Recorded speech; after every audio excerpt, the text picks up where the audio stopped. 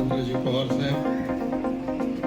राज्याचे उपमुख्यमंत्री नामदार अजितदादा पवार,